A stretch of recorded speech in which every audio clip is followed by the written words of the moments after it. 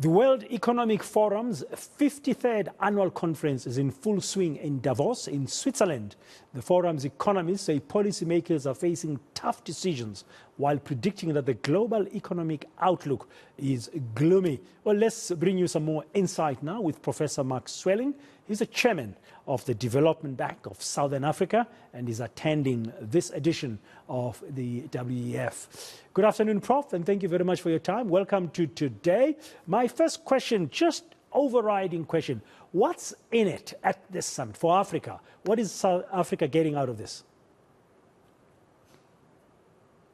Well, I think what we need to realize is that unlike many previous years of the World Economic Forum, there is a realization that the world faces a very serious set of nested crises, what some are referring to as a polycrisis. And what that basically means is that there are no longer simplistic, ready-made solutions developed by the global north that get imposed on the global south. There's an opportunity for a dialogue to shape what the new narrative is going to be going forward in addressing the multiplicity of crises, geopolitical, economic, climate change, resource depletion, and so on. So this realization, must be sobering at the least, but stuff has to be done to fix it. Are you getting a sense so far there that while these leaders are facing these tough decisions of this, what did you call it, polycrisis? I mean, is there a hope that things can be tackled? I wouldn't say that there's hope. I would say that there is a collective intention to, in some ways, collaborate to try and find a multiplicity of different kinds of solutions that could add up into a kind of new grand narrative of some kind that could be more unifying in a highly fragmented world.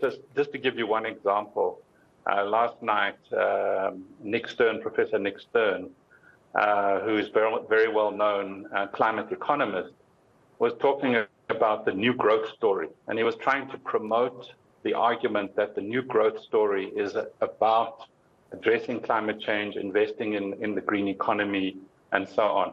I might not fully agree with the way he framed it, but it was just one example of the way in which influential thinkers like him in the world's policy elite are trying to construct a new narrative that could be unifying, in particular for those who allocate capital in the world's biggest financial institutions. Yeah, you mentioned the word cooperation, you mentioned the word collaboration there. I mean, I understand that at the last meeting in May, the WEF launched the Forum Friends of the Africa Continental Free Trade Area, aimed at mobilizing global business support for it. Do you have an idea how's this initiative going so far? I'm not familiar enough with it, but I mean, it links to your earlier question about what's in it for Africa. I really think Africa needs to step up and to become a much more active participant in shaping the global narrative. When I look at the various panels at the WF, I am somewhat disappointed by the low level of Africa participation. And that's not the fault of Africans. I think it's the fault of the way in which the WEF is organized. But Africans, there's a lot of influential Africans and African presidents and business leaders and civil society leaders who could put more pressure on the WEF to make sure that the Africa story comes through. For example, I've just come from a panel discussion on the future of democracy. There wasn't a single African on the panel and not a single African asked any question. So Africa does not exist in the discussion about the future of democracy. And that's very problematic. So I think we have, as Africans, we have a lot to gain to intervene and participate. Yeah, so that's not good to hear that Africa's participation at such forums is not at the level that it should be, as you've observed. And now the other issue around the economy, when we speak to economists and other analysts recently, there's these ongoing predictions that there could be a recession for a large slice of the world's countries, like about a third of them, and that we, South Africa, will be one of them. Any idea how can the World Economic Forum help us to cushion this country's economy? I don't think the World Economic Forum is not a decision-making body. It's not a global governance institution. It's where dialogue and discussion takes place. And I think when it comes to the prospect for a global recession, I think there's a lot of talk about that. There are a few positive indicators that have just come out of the US, which is leading some people to say, well, that's a bit pessimistic. But one of the well-known neoliberal economists, Larry Summers, he's here and he's saying, well, I don't think we should be too optimistic. There's still not enough indication that we'll avoid a global recession. So I think what we can expect out of Davos is a commitment to making sure that investment and the allocation of capital is accelerated, but exactly on what and how that is going to benefit, in particular, the Global South and Africa in particular, is much less clear.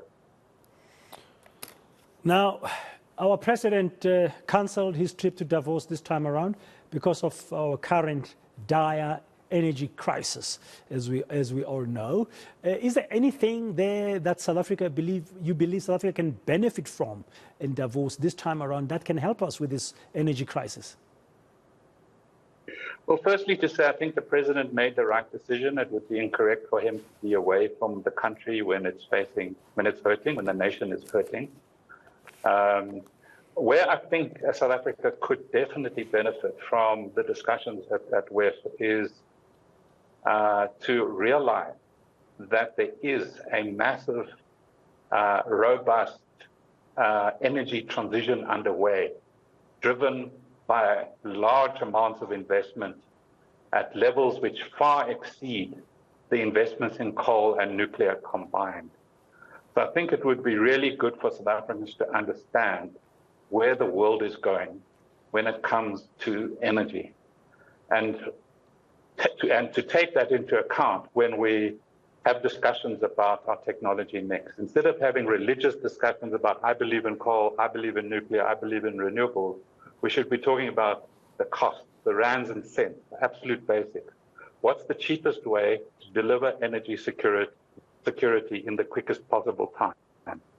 It's going to be with a massive rollout of renewables with storage backup in the form of batteries and gas. That combination is where many other countries are going. Indonesia is here with a clear-cut program, and it's unsurprising that investors are going to run to Indonesia. We should be competing with Indonesia. Thank you very much for your time. Professor Mark Swilling, Chairman of the Development Bank of Southern Africa, talking to us from Davos. This is the 53rd annual conference that's in full swing of the World Economic Forum.